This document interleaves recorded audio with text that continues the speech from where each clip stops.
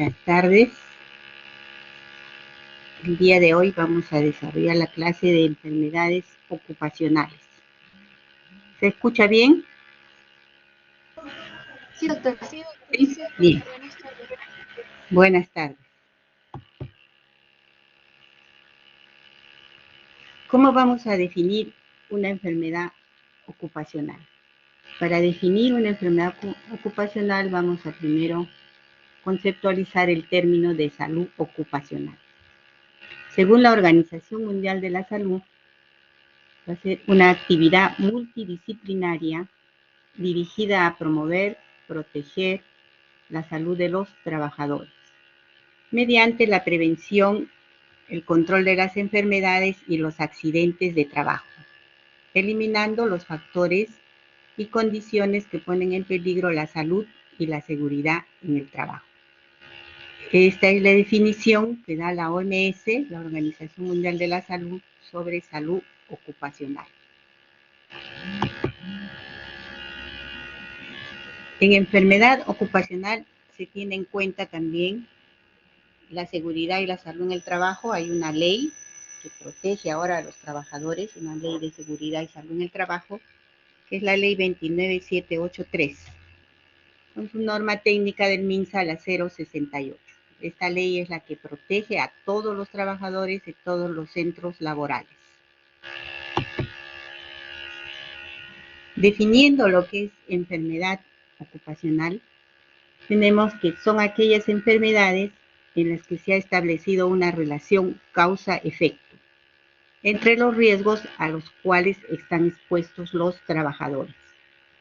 La enfermedad ocupacional viene a ser un estado patológico contraído a causa del trabajo o la exposición al medio en el cual se encuentran laborando, causado ya sea por agentes físicos, químicos o biológicos. Entonces, recuerden ustedes que enfermedad ocupacional es aquel estado patológico contraído o adquirido en el trabajo o por exposición al medio en el cual está laborando.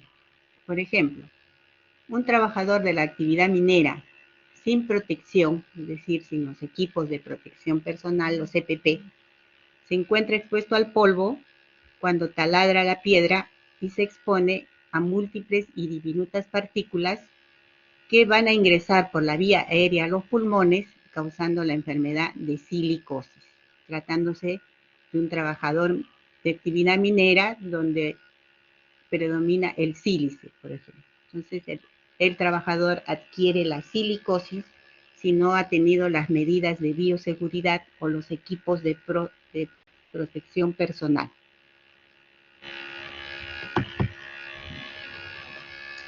Las enfermedades ocupacionales se clasifican en 6 grupos.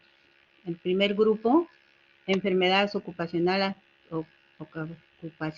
producidas por agentes químicos, aquellas producidas por agentes físicos, enfermedades ocupacionales producidas por agentes biológicos. En el grupo 4 tenemos enfermedades ocupacionales producidas por inhalación de sustancias y agentes no comprendidos en otros apartados. En el grupo 5, enfermedades ocupacionales de la piel, que van a ser causadas por agentes o sustancias no comprendidas en los otros apartados. Y en el grupo 6 se encuentran las enfermedades ocupacionales causadas por agentes carcinógenos, ¿no? Entonces recuerden que las enfermedades ocupacionales están clasificadas en 6 grupos, dependiendo de la exposición al agente, sea físico, químico, biológico.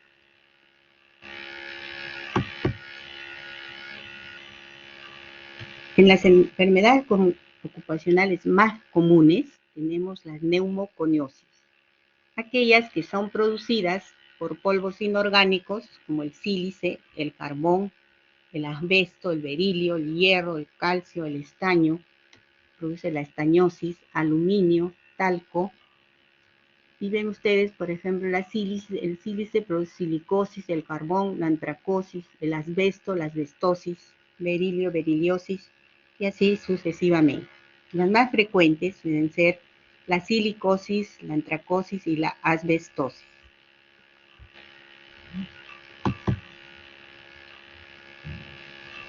Las neumoconiosis también son causadas por polvos orgánicos, como la vicinosis, bagazosis o tenemos el pulmón del granjero.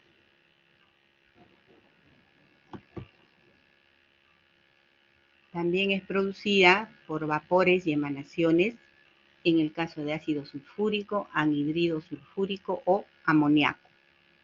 Estos agentes también pueden causar neumoconiosis. Neumoconiosis se define como una enfermedad fibronodular. Entre las neumoconiosis las más frecuentes es la silicosis, como les había mencionado. Es una enfermedad que predomina en los lóbulos superiores y la lesión característica que vamos a observar es un nódulo silicótico con láminas de colágeno concéntricas, una zona central acelular con sílice y una zona periférica con macrófagos y células plasmáticas. Es lo característico que vamos a observar en el nódulo silicótico.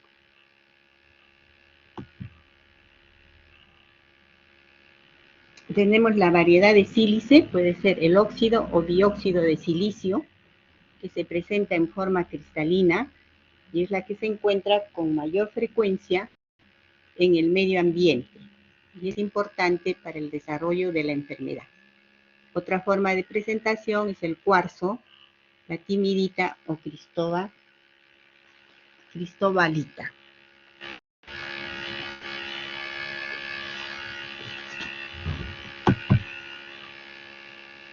Ustedes pueden observar en esta radiografía la silicosis, o sea, aquella producida por el silce, que va a producir radioopacidades nodulares o lineales heterogéneas de diferente tamaño y que comprometen todo el pulmón, de vértice a base.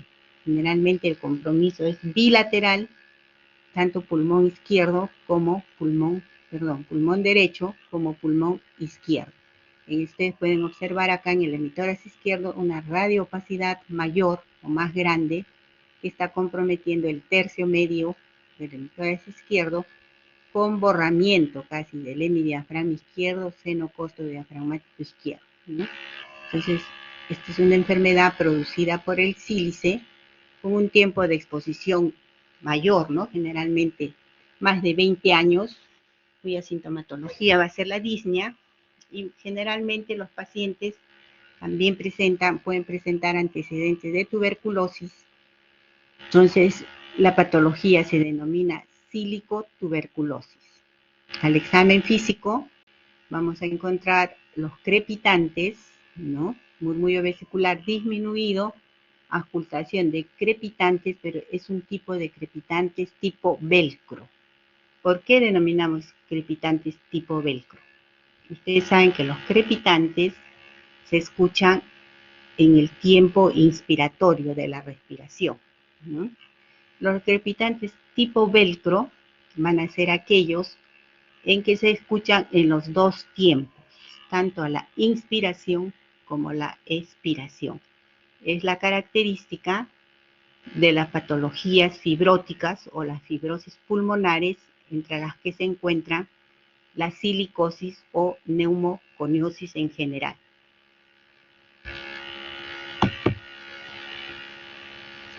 En la tomografía computarizada pueden observar imágenes bilaterales, ¿no?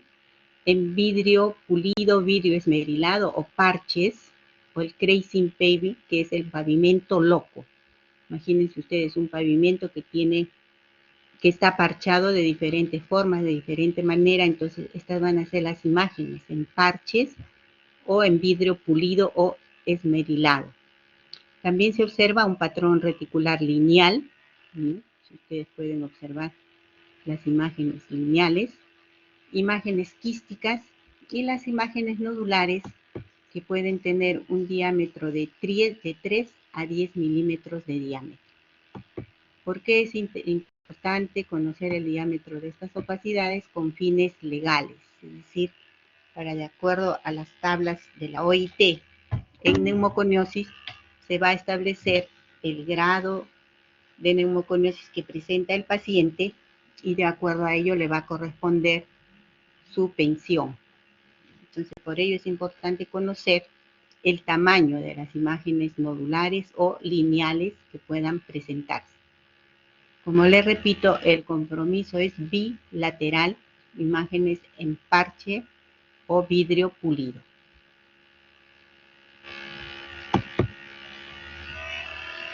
En esta otra tomografía también visualizamos imágenes en vidrio pulido, imágenes quísticas bilaterales y bronquiectasias de tracción. El daño generalmente es bilateral, compromete emitoras derecho como emitoras izquierdo.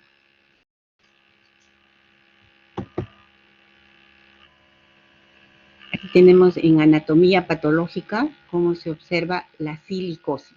Radiográficamente hemos visto imágenes en vidrio pulido, vidrio esmerilado, parches con tracing paving. Y en anatomía patológica se observa punteado, ¿no? Un pulmón puntiforme, como carcomido con un panal de abeja. La antracosis es otra patología que se halla dentro de la neumoconiosis y que se presenta en dos formas clínicas, una simple y la otra complicada. La simple vamos a ver una mácula de carbón, una complicada se presenta una fibrosis pulmonar progresiva. Generalmente se asocia la antracosis con artritis reumatoidea, con una enfermedad del tejido conectivo o colágenopatía. Otra de las enfermedades que se mencionan dentro de las neumoconiosis tenemos la asbestosis, aquella producida por el amianto o el asbesto, ¿no? Es de la familia de los silicatos hidratados en forma de fibras. El asbesto es resistente al calor, al fuego, a los ácidos y álcalis. Entonces tenemos silicosis, antracosis, asbestosis, que son polvos inorgánicos, y la asbestosis se relaciona con el derrame pleural, con placas pleurales, con fibrosis pulmonar, con el mesotelioma básicamente, con el carcinoma broncógeno, carcinoma de colon, estómago, faringe y riñón. El asbesto va a producir el mesotelioma, que es un tumor de pleura, un tumor maligno de pleura, que se va a presentar en una etapa media de la vida, 40 a 50 años. Antes no da sintomatología, su diagnóstico es por histoquímica, su pronóstico generalmente es reservado, dado que aparece, como les digo, a los 40 o 50 años de vida, donde el tratamiento quirúrgico tiene poca opción, la radioterapia y quimioterapia también. Generalmente el pronóstico es muy reservado, se les da un tiempo de vida de 6 meses aproximadamente en los casos de mesotelioma.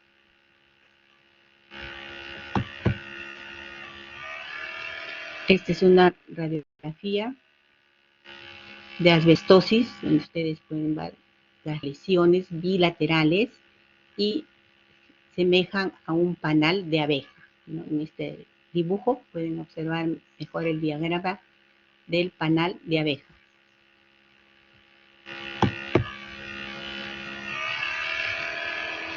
En la patología de neumoconiosis debemos tener en cuenta la historia ocupacional del paciente, ¿no? Redactar una buena historia clínica, donde conste la sintomatología que presenta el paciente, que generalmente es disnea, tos, expectoración, y se realizan las pruebas de función respiratoria o espirometría.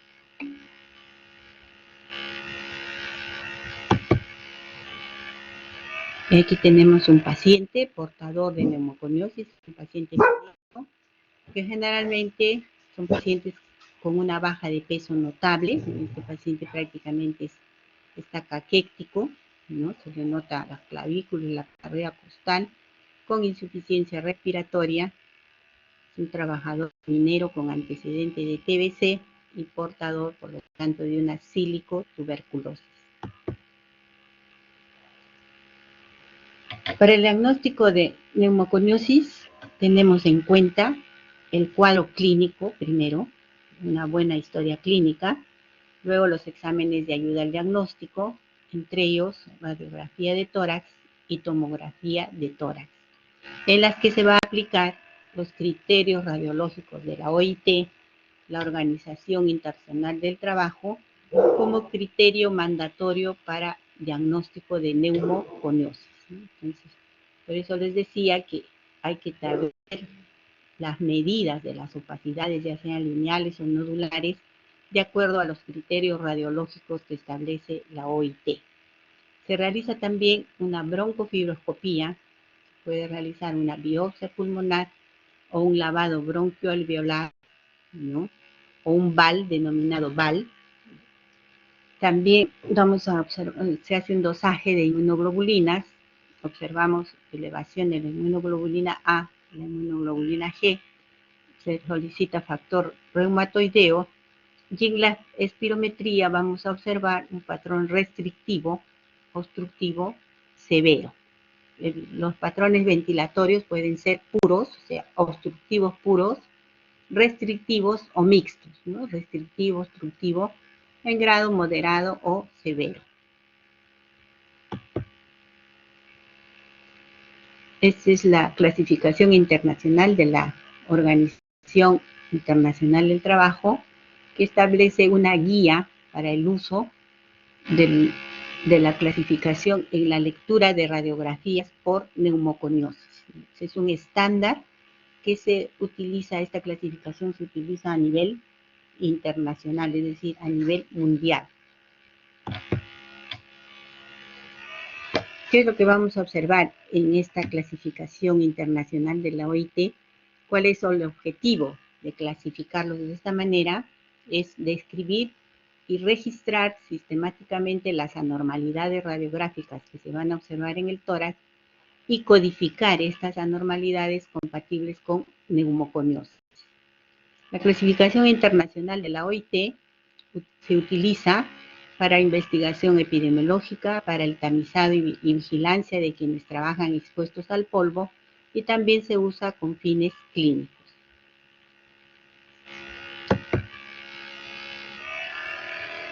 En esta clasificación internacional se van a establecer categorías radiológicas, ¿no? Que incluyen la calidad técnica de la placa, si es de calidad buena, si es de calidad aceptable, ¿no? O inaceptable. Y se describen también las anormalidades parenquimatosas que vamos a observar, ya sean radioopacidades pequeñas, redondeadas, o radioopacidades lineales. Por ejemplo, aquí tenemos la lectura radiológica de OIT para neumoconiosis, que considera opacidades redondeadas y opacidades irregulares. Esta clasificación incluye, por ejemplo, opacidades redondeadas tipo P, aquellas que tienen un diámetro hasta de 1.5 milímetros, tipo Q de 1.5 a 3, tipo R de 3 a 10, y opacidades irregulares o lineales, STU, dependiendo del grosor de las opacidades. Entonces, cuando uno informa una placa para neumoconiosis con los criterios radiológicos de la OIT, pone neumoconiosis grado 1, PQ, por ejemplo. Entonces, ¿qué significa que yo le ponga PQ? Que se observan opacidades redondeadas de hasta 1.5 milímetros y Q de 1.5 a 3. También puede ser neumoconiosis grado 1 o grado 2, QT. Q, opacidades redondeadas de 1.5 a 3 y opacidades lineales o irregulares de 1.5 a 3. Entonces le decía, esta es la utilidad que tiene la clasificación internacional de la Organización del Trabajo. Describir las opacidades, ¿no?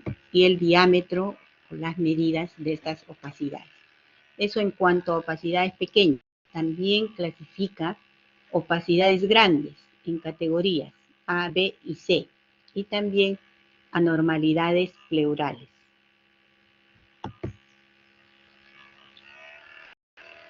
Entonces, en conclusión, de acuerdo a la categoría radiológica de OIT, se definen 4 categorías y 12 subcategorías, ¿no?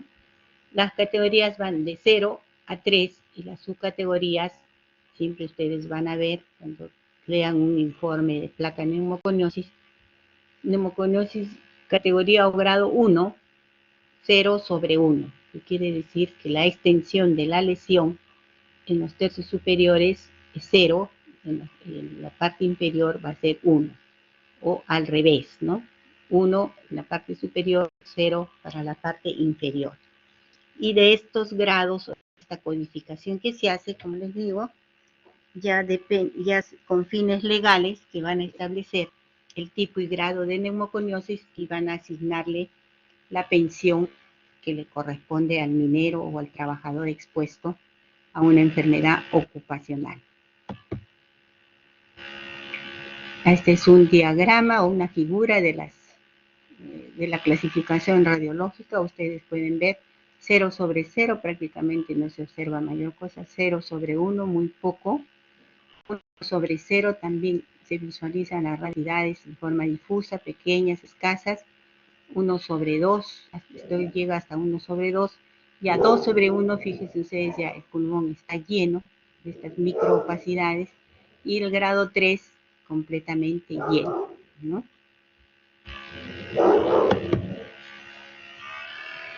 Esta es una radiografía estándar. La OIT, la Organización Internacional del Trabajo, tiene un set de radiografías estándar, lo que va a permitir comparar la radiografía del paciente con la radiografía estándar para luego tipificar la categoría, ¿no? Si es categoría 1, 2, si es PQ, QR, en fin. Entonces vemos acá una radiografía estándar de la OIT, donde ustedes pueden visualizar pequeñas radioopacidades, como que fuera una TBC miliar, no sé si la observan. Entonces de ahí nos sirve de guía para determinar la neumoconiosis, con un grado de empastamiento de ambos ilios. La silueta cardíaca se observa muy bien, no hay cardiomegalia. Esta es otra radiografía estándar de la OIT, ¿no? Donde ustedes pueden observar un gran empastamiento iliar, fíjense ustedes, ¿no? Y estas opacidades micronodulares están así pequeñitas, tanto redondeadas como lineales. Y de ahí realmente hay que medirlas, hay que tomar la medida para establecer si es PQR o es TSU. Esta es otra radiografía estándar de un paciente, por ejemplo, en esta radiografía estándar la OIT establece vamos a ver si se agranda, es una radiografía, miren, de primer grado, 2/2, QQ. ¿Qué quiere decir QQ? Que tiene radioopacidades redondeadas de 1.5 milímetros de diámetro, ¿no?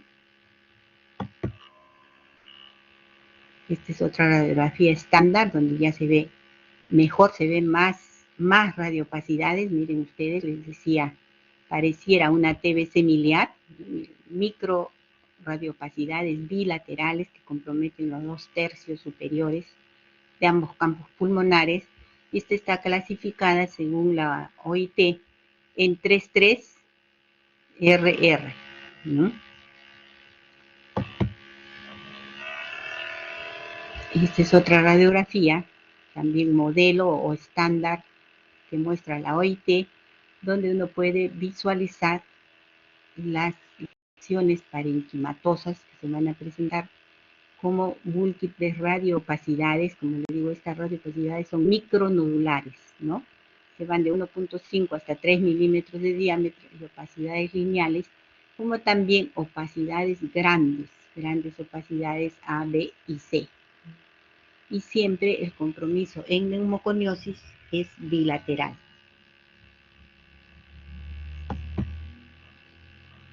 Aquí tenemos otra radiografía estándar de la OIT, donde vamos a visualizar las radioopacidades bilaterales, generalmente con un engrosamiento o empastamiento del ilio.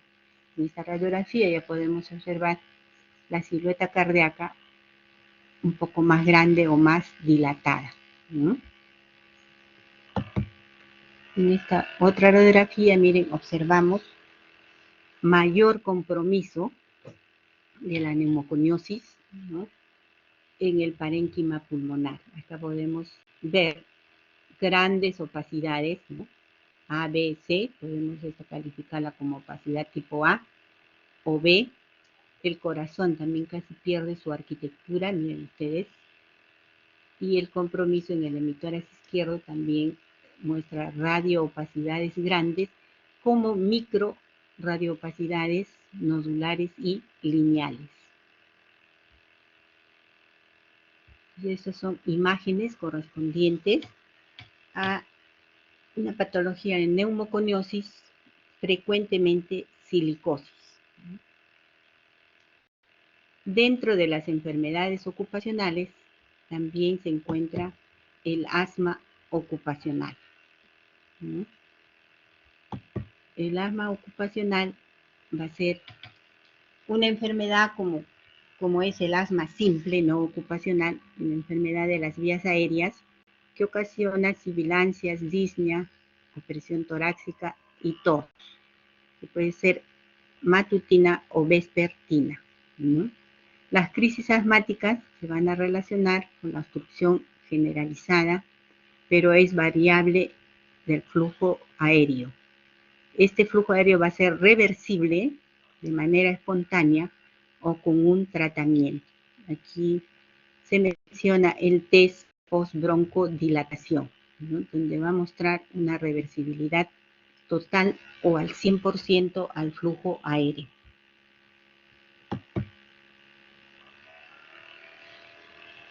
El asma ocupacional, como lo dice, es el asma relacionada con el trabajo o se adquiere en el trabajo y está causada por un agente específico en el lugar de trabajo. El asma ocupacional es potencialmente prevenible, es un asma exacerbada en el trabajo, ¿no?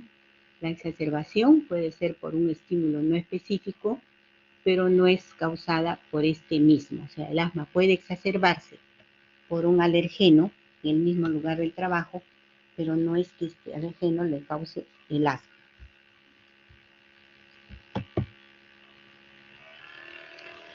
Entre las causas de obstrucción de las vías aéreas vamos a tener hipersecreción de moco, cambios crónicos de adaptación, hipertrofia e hiperplasia del músculo liso en las vías aéreas, un depósito de colágeno por debajo de la membrana basal. Van a ser las causas de obstrucción de la vía aérea. En los factores de riesgo que se tienen asma, puede tener características genéticas, exposición ocupacional o exposición ambiental. En el asma ocupacional, los trastornos respiratorios causados por exposición a sustancias presentes en el centro de trabajo y en cuya patogenia interviene de forma decisiva factores inmunológicos.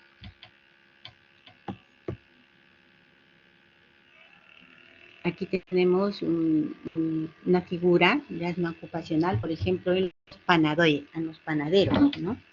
Ellos hacen hipersensibilidad o reacción alérgica a la harina, al polvo de la harina.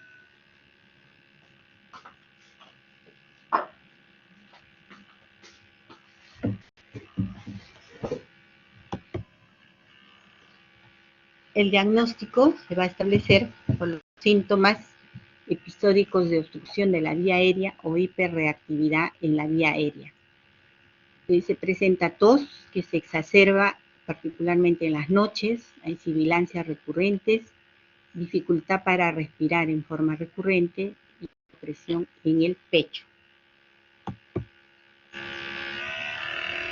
El diagnóstico del asma fundamentalmente nos basamos en las pruebas de espirometría. ¿Qué es lo que va a demostrar la espirometría? Una obstrucción de la vía aérea, ¿no? Parcialmente reversible si no se hace el test de postbroncodilatación o mejora, sobre todo el volumen expiratorio forzado al segundo. Con el test de postbroncodilatación se observa una mejoría en más del 12%. Entonces, recuerden ustedes que para el diagnóstico de asma, el gol estándar viene a ser la espirometría, que nos va a indicar un patrón ventilatorio obstructivo. Y con el test de postbroncodilatación mejora en un 12% a más.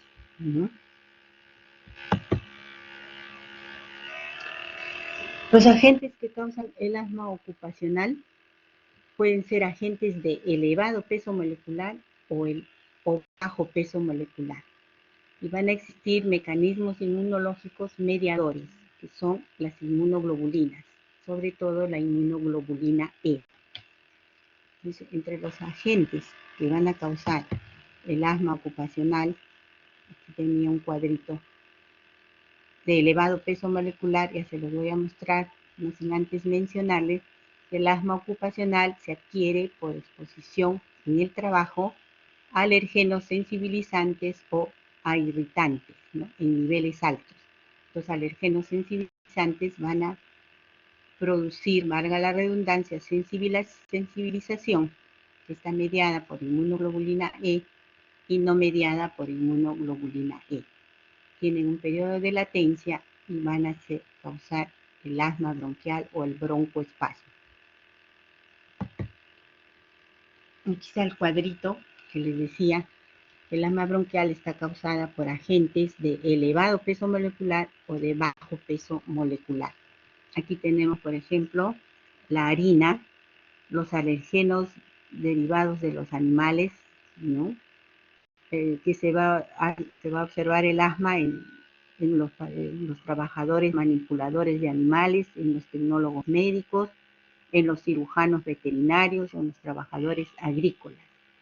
Y el asma, donde el agente viene a ser la harina, el agente de elevado peso molecular, podemos observar asma en los panaderos, en los pasteleros o en los moledores de grano. Asma también pueden ser producidas por enzimas, se observa en los usuarios de detergentes, en los trabajadores farmacéuticos. ¿Qué pasó?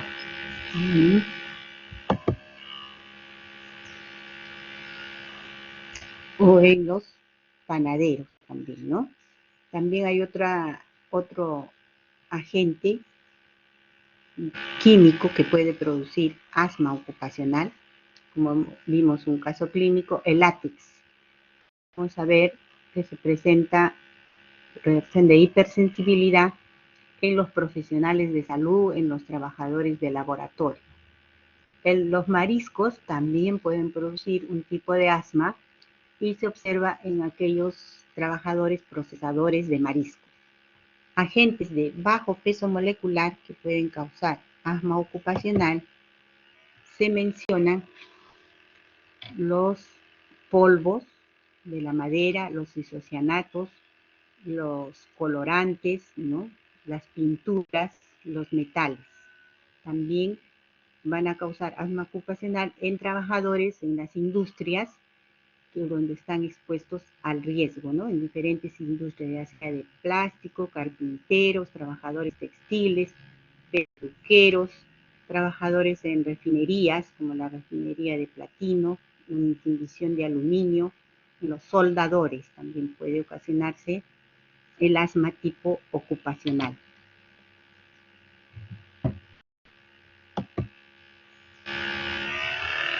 Los agentes responsables de la hiperreactividad bronquial mencionan los ácidos, como el ácido acético, el ácido sulfúrico, el ácido hidroclórico. Los gases y emanaciones también pueden producir broncoconstricción o hiperreactividad bronquial. Tenemos el amoníaco, el cloro, el dióxido de azufre, los gases de diésel, el óxido de etileno, el humo, el fuego, las pinturas también producen hiperreactividad bronquial, las pinturas en aerosol, las pinturas de ácido calentado, los isocianatos. Entre otros se mencionan los removedores de metal, el óxido de calcio, el anhídrido metálico, la cloropicrina, agentes limpiadores, sobre todo en los detergentes o en los jabones, ¿no?, los agentes de fumigación.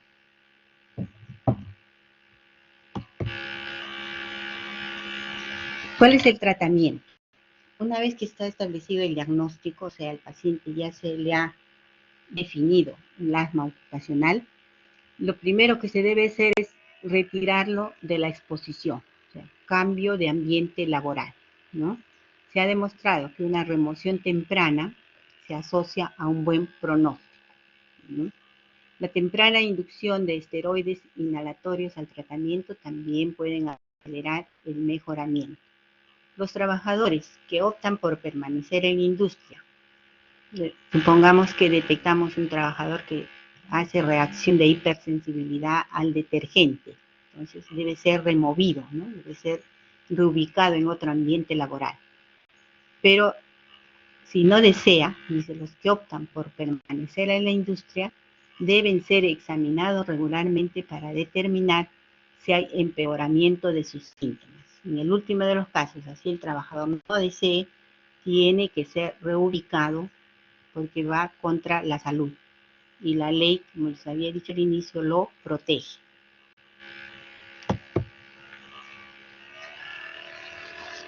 Se mencionan también los programas de prevención en las fábricas textiles, en las empresas, para evitar la adquisición de estas enfermedades ocupacionales.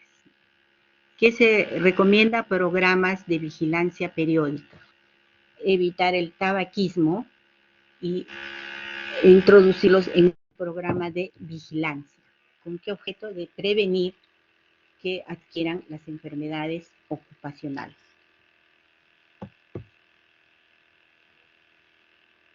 Dentro de este capítulo de enfermedades ocupacionales se describen también la tuberculosis ocupacional, ¿no? Aquí pueden ver ustedes en esta diapositiva que dice alto a la tuberculosis en los lugares de trabajo.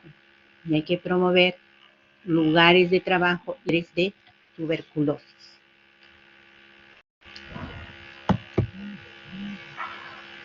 La tuberculosis debe ser considerada como una enfermedad ocupacional en aquellas personas que la contraen a causa de su trabajo. Un momentito, por favor.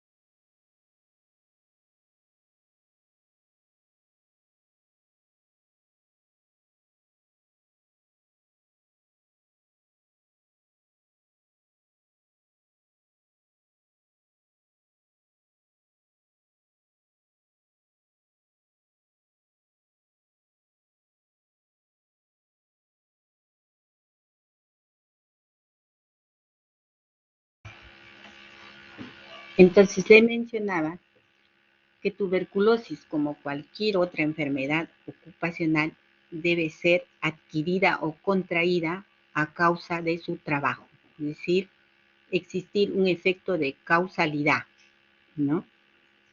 Que, como dice, si no se desempeñase en tal oficio o profesión, esta enfermedad no se hubiese producido. ¿Qué es lo que quiere decir? Quienes adquieren la tuberculosis como enfermedad profesional, por ejemplo, los médicos que se contagian de TBC en su trabajo, ¿no? Los laboratoristas, las enfermeras, los técnicos. Así tiene que existir causa-efecto. Y en el Perú, en nuestro medio, están normados y reglamentados los derechos laborales inherentes a tuberculosis como una enfermedad ocupacional. Y tiene cobertura la discapacidad temporal o permanente.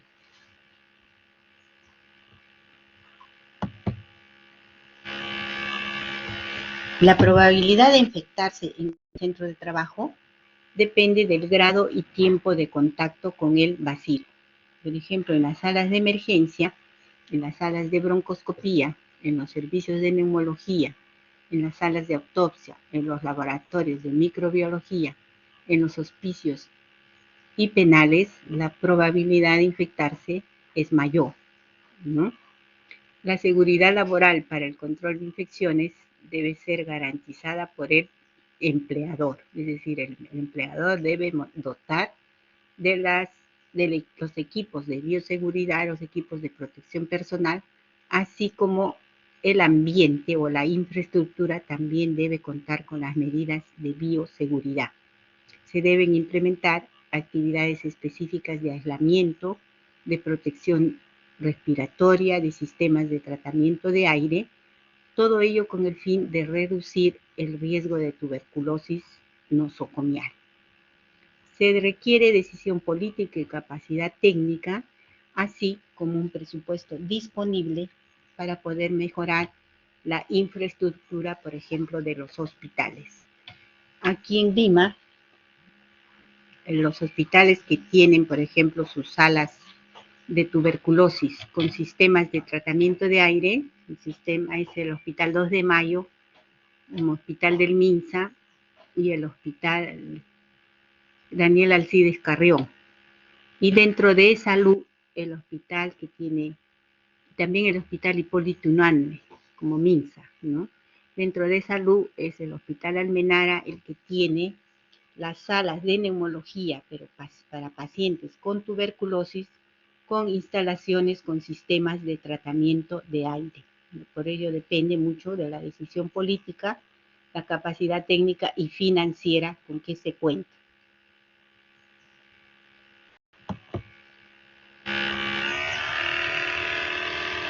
Tenemos en nuestro medio la evidencia de infección tuberculosa en personal de salud en los informes que se emiten de los brotes de los hospitales nacionales. En cuanto a legislación laboral, en nuestro medio, tuberculosis es considerada enfermedad ocupacional para el personal de salud en todo el territorio nacional y está incluida dentro del seguro complementario de trabajo de riesgo, ¿no? Seguro complementario de trabajo de riesgo. Es un seguro obligatorio que se encuentra contemplado en la Ley de Modernización de la Seguridad Social, que es la Ley 26790.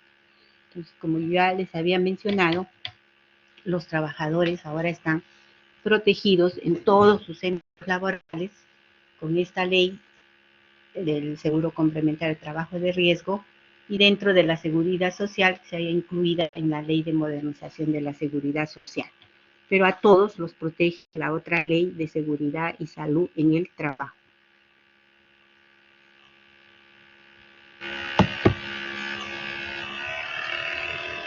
Estos son reportes periodísticos para solamente mencionar los brotes de tuberculosis que se presentaron, sobre todo aquí en Lima, ¿no? Que ningún hospital estuvo libre de estos brotes de TBC. Por ejemplo, tenemos en el Rebagliati, en el Hospital Rebagliati, los médicos del Rebagliati piden declaratoria de emergencia por tuberculosis, ¿no? También se presentaron casos de TBC pulmonar en el Hospital Grau, ¿no? También dependiente de la seguridad social. En el personal de salud, médicos se infectan con tuberculosis en el Hospital Grau de Salud. Entonces adquieren la tuberculosis como enfermedad ocupacional. Es otro artículo que describe que el Perú es el segundo país de América con más casos de tuberculosis, tanto en profesionales de salud como en la población. Tenemos también un rebrote de tuberculosis en el Hospital 2 de Mayo. Es decir, la tuberculosis no respeta o no le preocupa si el hospital es del Ministerio de Salud o si el hospital pertenece a la Seguridad Social. Es decir, el contagio se da en todos los expuestos a mayor riesgo, que son los profesionales de salud, médicos, enfermeras, técnicos, hasta el vigilante puede adquirir tuberculosis, sobre todo un vigilante que está en el servicio de neumología, sin las medidas de bioseguridad adecuadas ni equipos de protección personal, está expuesto a adquirir la tuberculosis ocupacional.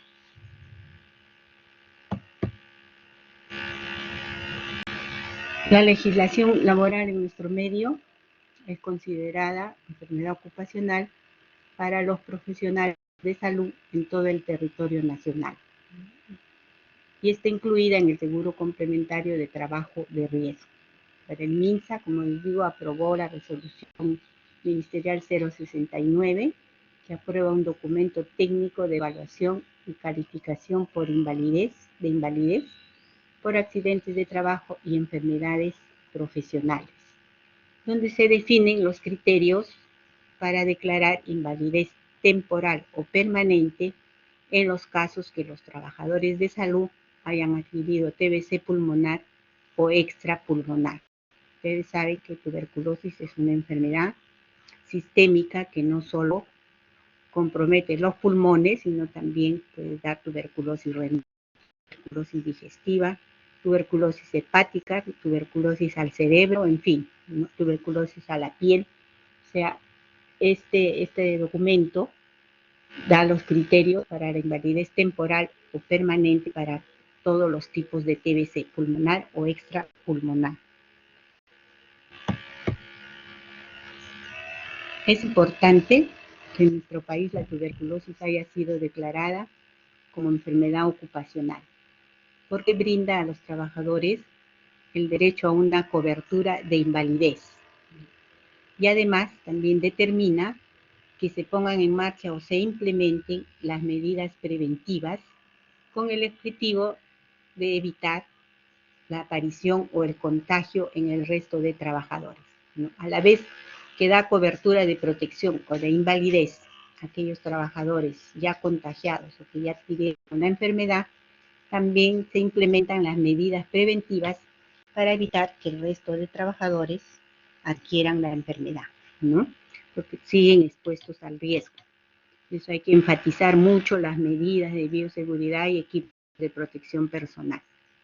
MINSA ha elaborado el documento técnico que reglamenta la obligatoriedad de ambientes con adecuada ventilación, medidas de prevención y vigilancia de tuberculosis en el lugar de trabajo. Si ustedes, cuando tengan la oportunidad de visitar presencialmente algunos hospitales, van a ver sobre todo los laboratorios donde se procesan las muestras de BK. Deben ser ambientes grandes, ambientes bien ventilados, ¿no? Que cuenten con todas las medidas de bioseguridad, para así evitar, a pesar de que está expuesto el personal, disminuya el riesgo de contagio, ¿no? Así como también reglamenta la disminución del estigma y la protección del empleo en los trabajadores afectados por tuberculosis, porque anteriormente si detectaba un trabajador enfermo de tuberculosis, inmediatamente era aislado o era visto como que si tuviera lepra. Nadie se juntaba con él, nadie le hablaba, se iba con descanso médico a su retorno, todos corrían de él, estaban aislados de él, ¿no? Entonces, ¿qué trata actualmente MINSA con sus medidas o directivas que implementa? Ustedes saben que dentro de MINSA también se incluye seguridad social, porque MINSA es el ente rector, ¿no? Que se implementen todas las medidas de prevención y vigilancia a fin de disminuir el riesgo o la exposición al contagio en los trabajadores. Y ahora último, ustedes saben que estamos viviendo la pandemia del COVID-19, también el COVID está ya considerado como una enfermedad profesional. Entonces, dentro de las enfermedades profesionales tenemos las neumoconiosis, luego el asma ocupacional, tuberculosis ocupacional y el COVID o coronavirus, que es los que nos afecta actualmente. Hasta ahora ya vamos a cumplir 2 años, ¿no? Con esta pandemia, también ya ha sido considerada como una enfermedad ocupacional. Perdón, un momentito.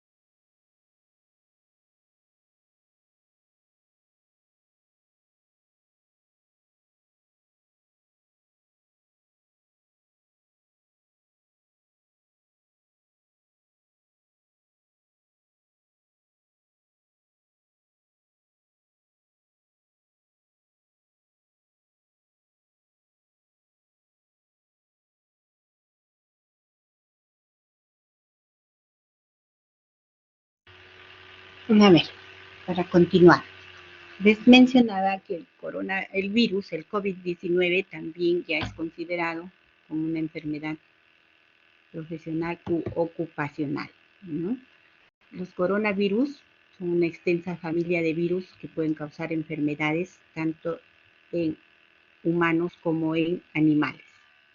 En los humanos van a causar infecciones respiratorias que pueden ir desde un simple resfriado hasta enfermedades más graves, como el síndrome respiratorio del Oriente Medio, el MERS, el síndrome respiratorio agudo severo, el SARS. El coronavirus que se ha descubierto más recientemente es el que estamos afrontando o sufriendo actualmente, que causa la enfermedad de COVID-19. Y ahora aparecen otras variantes, ¿no? El COVID-19 es una enfermedad infecciosa causada por el coronavirus descubierto recientemente, no tan recientemente, hace 2 años. Este nuevo virus, como la enfermedad que provoca, eran desconocidos antes de que estallara el brote en Wuhan, China, en diciembre del 2019. Como ustedes saben, actualmente COVID-19 es una pandemia que afecta a todos los países del mundo, ¿no? Ha producido una enfermedad mundial con diferentes estragos, ¿no? Desde políticos, sociales, económicos y con mucha repercusión en la salud de toda la población.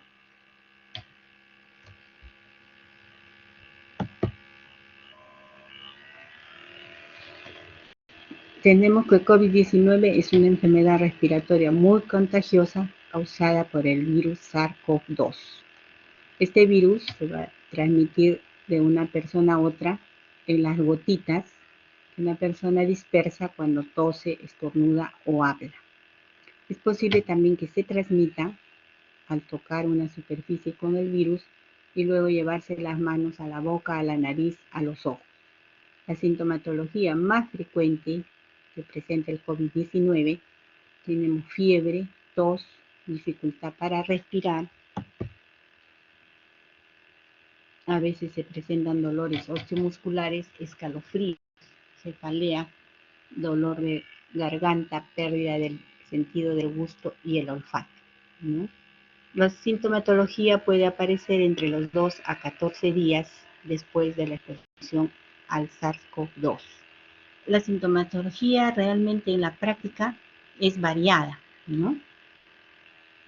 A veces el paciente puede estar asintomático y es portador de COVID.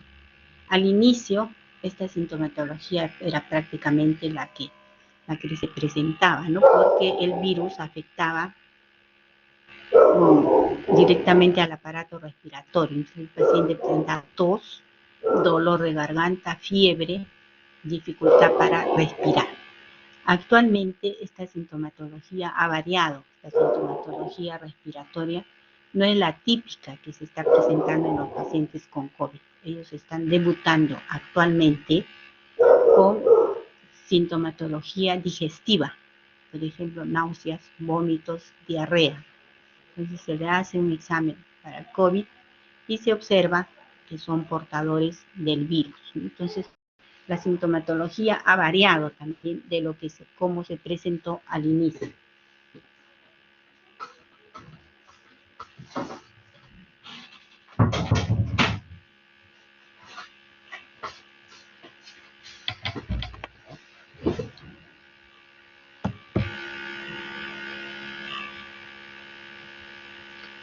Algunas personas, como les había mencionado, no tienen síntomas, pero pueden transmitir el virus. La mayoría de personas con COVID-19 se van a recuperar sin tratamiento especial. Es decir, aquellos que presentan un COVID leve a moderado, ¿no? Sin embargo, algunos corren el peligro de sufrir enfermedad más grave. ¿Quiénes son estas personas que tienen mayor riesgo? Las personas adultas mayores, las que tienen alguna infección cardiovascular, pulmonar, las personas que presentan diabetes o enfermedades oncológicas o inmunodeprimidos o suprimidos, ¿no? Entonces, son las personas con mayor riesgo a poder adquirir la enfermedad, son las más vulnerables, sobre todo los adultos mayores. De ahí que la ley también protege a los trabajadores, por ejemplo, mayores de 65 años con un aislamiento total, ¿no? Un aislamiento total o aislamiento de trabajo mixto, el trabajo remoto y el trabajo presencial. Pero aquellos que tienen que son mayores de 65 años con una comorbilidad asociada, como las que se les he mencionado, ya sea afecciones cardiovascular, pulmonar, diabetes o son oncológicos, ellos sí están exceptuados, tienen una licencia total, licencia con un goce de haber en aislamiento total, compensatorio, ¿no? ¿Qué pasó acá? Bueno, estas son las enfermedades que les he mencionado asociadas. Y el tratamiento en los casos de COVID, vemos que hasta el momento no se ha demostrado que haya un medicamento efectivo para COVID-19. Se plantea el uso de antibióticos, se planteó anteriormente el uso de hidroxicloroquina, cloroquina, ¿no? La FDA ha revocado al evaluar que ambas drogas no tienen efectividad en COVID. O sea, se llegó a demostrar que la hidroxicloroquina que tanto se usaba al inicio del COVID, al inicio de la pandemia, no tenía ninguna efectividad. No se recomienda también la asociación con acitromicina. Actualmente ya nos indica acitromicina que era la panacea en los casos de COVID inicial para combatir el COVID. No se recomienda el uso de lopinavir o ritonavir u otros inhibidores de proteasas porque no tienen farmacodinámica favorable y hay datos negativos en los ensayos clínicos. Y no se recomienda también la administración de antivirales en pacientes ambulatorios.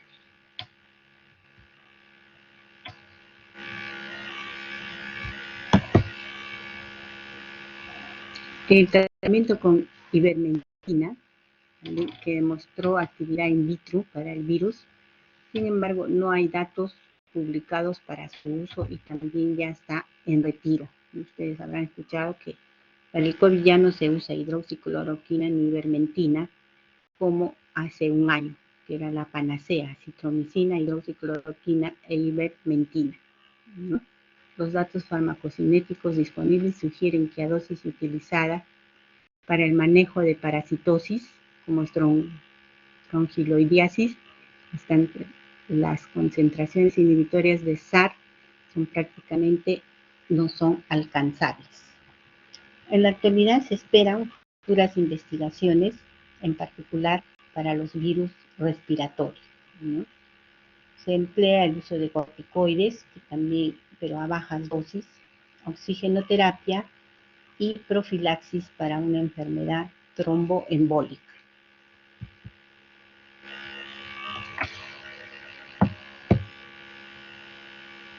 Aquí vamos a ver cuál es la situación actual del COVID, ¿no? en el Perú. Son datos registrados hasta el 20, que actualmente todavía faltan implementarlos o mejorarlos. Ahí ustedes pueden observar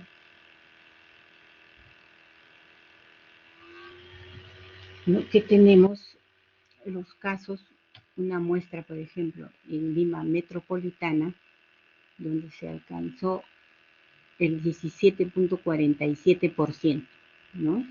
Confirmado con un COVID positivo, con el estudio para COVID positivo. Otro departamento del país que también estuvo ocupando los primeros lugares, tenemos Arequipa con 15.99%, La Libertad, El Callao, Piura, Lima, en todas las regiones de Lima, el Cusco, Ica, ¿no? En Puno también se observó un porcentaje elevado de 18.43%. En San Martín estuvimos en un 25.6%. Pero actualmente se menciona, ¿no? No se ha demostrado todavía con datos estadísticos que el COVID esté disminuyendo. Se dice actualmente que está apareciendo un rebrote de COVID, sobre todo con otras variantes, la variante Delta sobre todo. Los pacientes que acuden ahora a hospitalizarse por una neumonía severa, ¿no? De moderada a severa, se les está identificando el tipo del virus es el tipo Delta. O sea, ha variado en toda su forma de presentación, en la forma de tratamiento, y esperemos que ya se erradique esta pandemia, ¿no? Que ya nos tiene 2 años y que es causa también de de la forma de educación que se tenga que impartir virtualmente. Ustedes son testigos, fieles testigos, debe estar recibiendo una educación virtual por la pandemia del COVID. Esperemos que para el próximo año ya esto haya revertido y puedan ustedes seguir sus estudios presenciales en los hospitales, ¿no?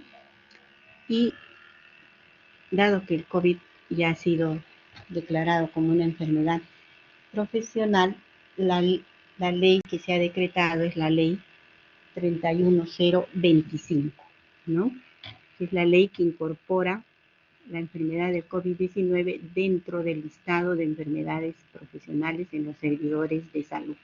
O sea, actualmente también los trabajadores de salud se hayan protegidos para esta pandemia del COVID. Este ha sido un resumen de los que son enfermedades ocupacionales, recapitulando: neumoconiosis, asma ocupacional, tuberculosis ocupacional y el COVID-19 como enfermedad ocupacional. ¿Tienen ustedes alguna pregunta?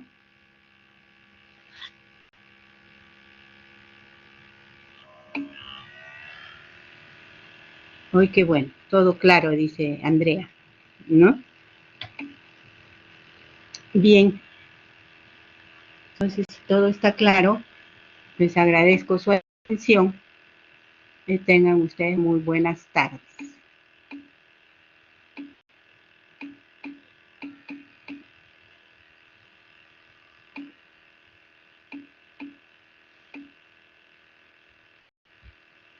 A ver qué dice acá.